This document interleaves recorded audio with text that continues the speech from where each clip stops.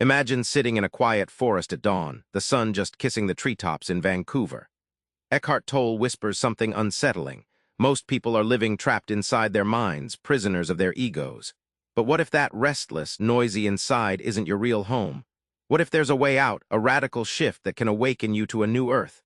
We don't just need a new system or tech upgrade, we need a whole new consciousness.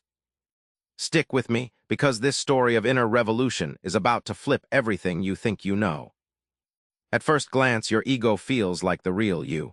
But what if it's a mask, a dangerous illusion fueling conflict? Here's how Tolle breaks down ego's stealthy grip. Eckhart tells the story of a man named John walking through Times Square, drowning in a sea of faces but utterly invisible to himself. John's furious because a stranger bumped into him, but really he's angry with the ego inside him that insists his identity is under constant threat. The city buzzes around him, yet John's lost in a self-created nightmare. You wonder, can John ever escape this chaos locked inside his head? Think of ego like a house of mirrors in a carnival. You step inside, and every reflection distorts who you truly are. The ego fragments reality, playing tricks, boosting your ego when you're praised, shrinking it when criticized. You chase these reflections endlessly, mistaking shadows for your true self.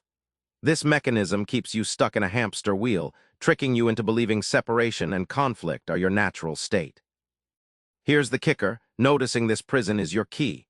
Tolle says that once you see the ego playing its tricks, a crack appears, a fresh awareness that's not caught in the mirrors. This awareness feels like stepping outside the circus, breathing air untainted by illusions. Suddenly, freedom isn't a far-off dream, but a present reality waiting for you to claim. This shift isn't just a mental trick, it realigns your entire being. Your mind is a relentless DJ spinning non-stop tracks. Tolle's insight: this noise isn't neutral, it clouds your true self until you can't hear anything else.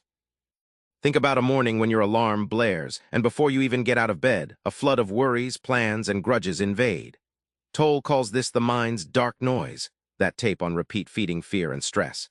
He describes sitting with a group near a lake in British Columbia where some could quiet their noise and others were trapped. Almost magically, the ones who accepted silence glimpsed something deeper, a peace untouched by thought. What if you could tune out? Tolle compares thoughts to an autopilot radio.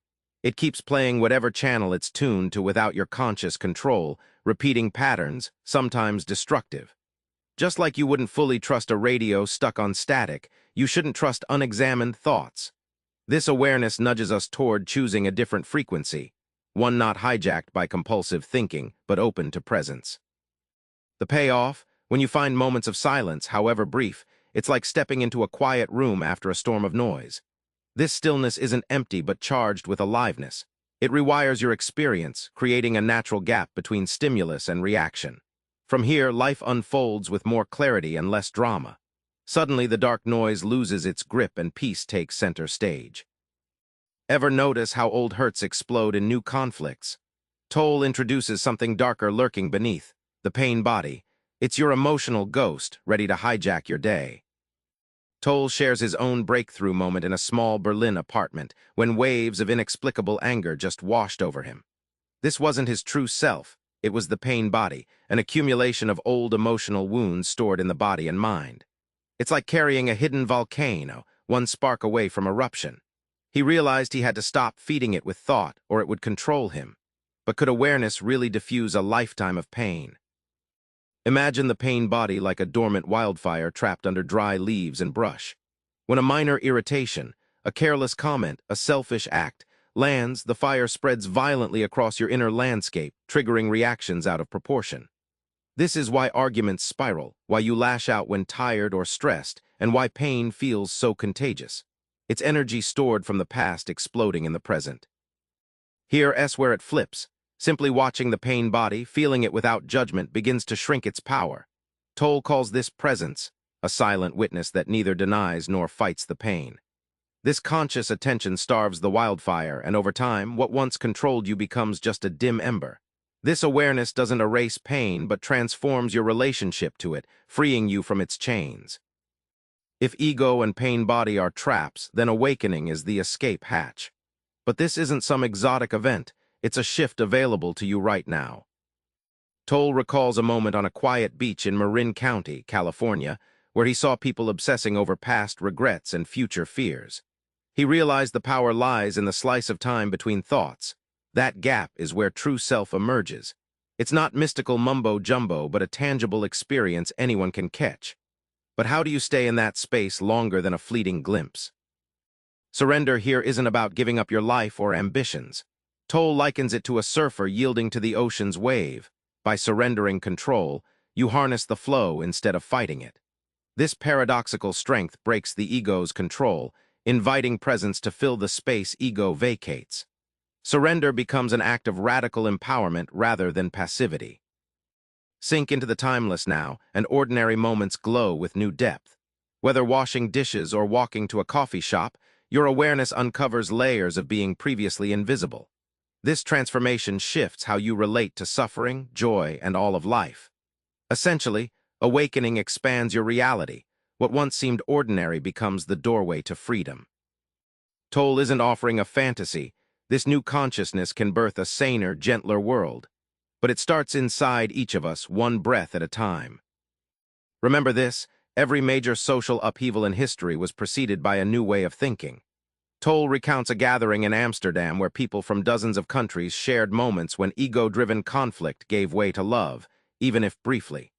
These sparks show it's possible to replace competition with connection. It's not naive, it's essential. But can these personal awakenings scale up to solve global insanity? Think of this inner awakening as a pebble tossed into a vast lake. The ripples spread further than you expect. As more individuals embrace presence over ego, entire communities begin to vibrate at a new frequency, a saner, kinder resonance that impacts politics, education, and relationships. The new Earth isn't a dream. It's the logical next step when enough of us wake up at once. What's powerful is that awakening isn't about retreating from life, but fully engaging with it. Tolle challenges us to bring presence to the grocery line, the office, the family dinner. This seemingly small act becomes a radical revolution when multiplied. The new Earth starts as a personal habit. Practice presence daily, and watch how even the chaos around you softens. Back in that Vancouver forest, the sun's fully risen, and the restless noise inside John, the man from Times Square, has quieted. Not because the city changed, but because he found the gap, the space outside ego's grasp. Remember, this isn't a one-time magic fix. It's a practice, a gentle pressing into presence whenever you remember. Try it now. Pause your thoughts, listen to the silence beneath, and lean into the now. That small, simple try is the first step toward waking up yourself, and maybe even a new Earth.